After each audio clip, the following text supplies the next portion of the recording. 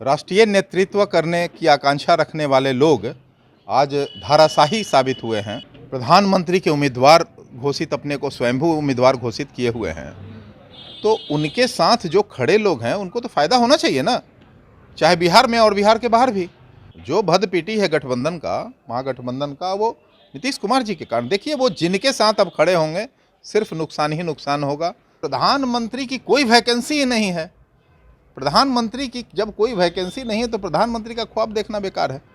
जवाब तो देना चाहिए ललन सिंह जी को। ललन सिंह जी जो जाके नागालैंड और मेघालय में दिवा स्वप्न दिखा रहे थे, उनके जाने से वहां इतनी असंतोष व्याप्त हुई कि देख रही होंगी पूरी पार्टी ही बिखर के रह गई। तीसरे पायदान पर बैठने वाली पार्टी के कोई नेता मुख्यमंत्री हो जाए तो ये जुगाड़ तंत्र से ही होता है। तो जुगाड़ तंत्र सब जगह कामयाब नहीं ना होगा। नमस्कार, आप देख रहे हैं लाइव बिहार, मैं आपके साथ रूपम। नागालैंड में चुनाव हुआ और अभी तक 2 सीटों पर लोजपा अपनी जीत दाखिल कर ली है।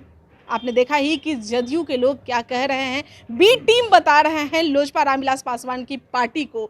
चलिए, आज लोजपा रामविलास पासवान की पार्टी से ही राजेश भट्ट जी, जो कि मुख्य प्रवक्ता है यहाँ के, हम इन्हीं से बात कर लेते हैं। आज तो खुशी आप लोग कैसे ये मनाइएगा?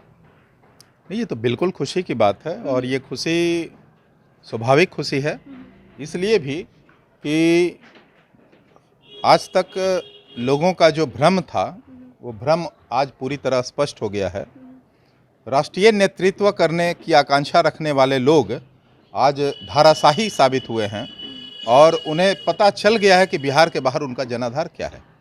तो यह खुशी की बात निश्चित तौर पर है कि नागालैंड में हमारे पार्टी का खाता खुला है और बहुत शानदार तरीके से खाता खुला है। एक सीटों पर अभी जीत हासिल हो चुकी है और 2 सीटों पर अभी जो है हम आगे चल रहे हैं। नहीं, जिस तरह से अभी आंकड़े आ रहे हैं 2 सीटों पर जीत हो चुकी है। अभी जस्ट खबर आई है कि दूसरी सीट भी हम लोग, तो ये हम लोगों के लिए निश्चित तौर पर खुशी की खबर है। और हमारे पार्टी के राष्ट्रीय अध्यक्ष आदरणीय चिराग पासवान जी की जिस जो नीति है, जो नीयत है, जो उनका काम करने का तरीका है, और निश्चित तौर पर उसको लेकर जो प्रदेश ही नहीं पूरे देश में, अन्य प्रदेशों में भी देश के कोने कोने में पार्टी के सिद्धांतों और नीतियों से लोग सहमत हो रहे हैं और उनका जो तेजी से जनाधार बढ़ रहा है, ये उसका भी प्रतीक है। लेकिन राजेश भट्ट जी, जिस तरह से संकेत देता है कि आने वाले दिनों में अब जितने भी चुनाव होंगे, लोजपा रामविलास उसमें बड़ी भागीदारी सुनिश्चित करेगी अपने विजय की। लेकिन जिस तरह से जदयू के लोग कह रहे हैं, जदयू के प्रवक्ता कह रहे हैं कि चिराग पासवान अपने दम पे नहीं जीते हैं, ये बीजेपी की बी टीम है, तो वो भी तो कांग्रेस की बी टीम बन के चल रहे हैं यहाँ।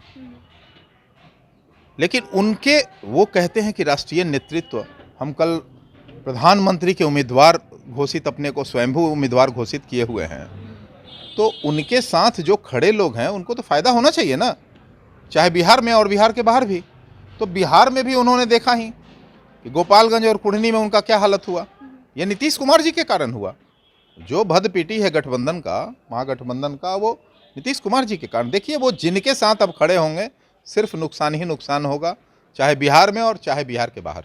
मोदी जी के साथ आप लोग खड़े हैं तो आप लोग को आज नागालैंड की जनता का हम पार्टी की ओर से आभार व्यक्त करना चाहेंगे कि जिन्होंने लोक जनशक्ति पार्टी रामविलास के राष्ट्रीय अध्यक्ष आदरणीय चिराग पासवान में और पार्टी की नीतियों में आस्था व्यक्त करते हुए एक बड़ा जनाधार जो है खड़ा किया है।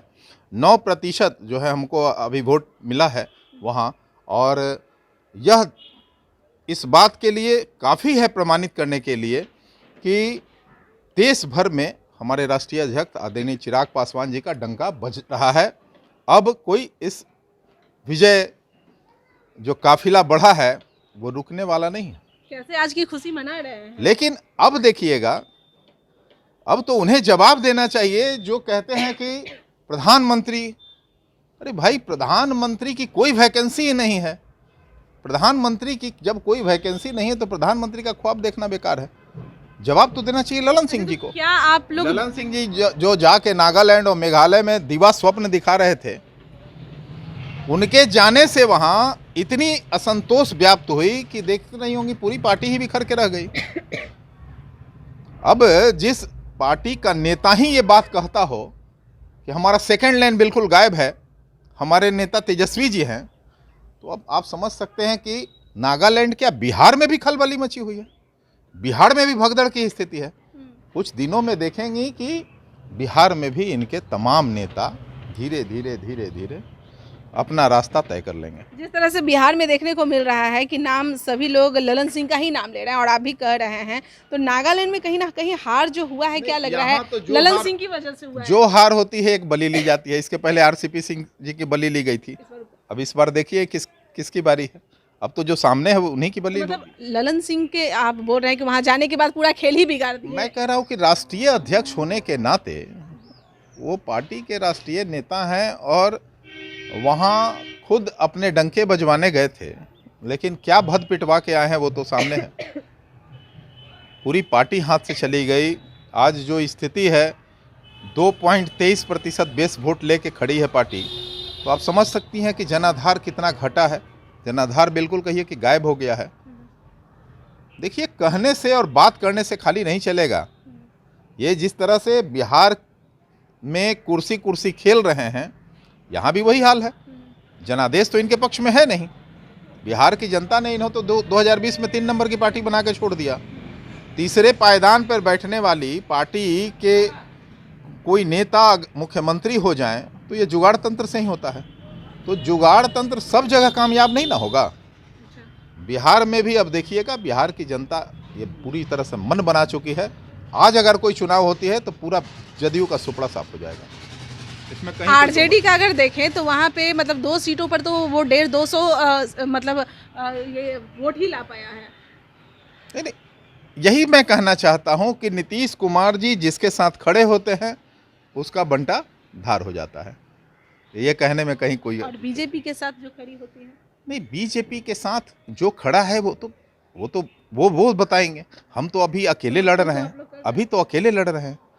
हम बीजेपी के कोई अलायंस में नहीं है। तो कर रहे थे ना, ये भी तो देखा गया था कि जहाँ जहाँ बीजेपी का ये तो वहाँ पे आप लोग अपना कैंडिडेट नहीं ये पार्टी के राष्ट्रीय अध्यक्ष आदरणीय श्री चिराग पासवान जी का व्यक्तिगत जो है वो प्रभाव है, व्यक्तिगत जो लोकप्रियता उनकी बढ़ रही है, ये उसका नतीजा है। चलिए, बहुत बहुत धन्यवाद। तो राजेश भट्ट जी हमारे साथ जुड़े हुए थे और जैसा कि यह कह रहे हैं कि नागालैंड में तो हमने दिखा ही दिया है और अब जो आने वाला जो चुनाव है, जो लोकसभा का जो चुनाव है, उसमें भी हम दिखा देंगे। हालांकि जदयू यह कहते नजर आ रही है कि चिराग पासवान बीजेपी की बी टीम है और चिराग पासवान की पार्टी यह कहते नजर आ रही है कि जदयू कांग्रेस की बी टीम है। चलिए, लोकसभा का चुनाव काफ़ी दिलचस्प होगा, देखने वाला होगा, लेकिन जिस तरह से चिराग पासवान उभर रहे हैं ये काफ़ी देखने वाली ये बात होगी। चलिए, अभी के लिए इतना ही। बने रहे आप लाइव बिहार के साथ। धन्यवाद। लाइव बिहार YouTube पर सब्सक्राइब और Facebook पर लाइक जरूर करें।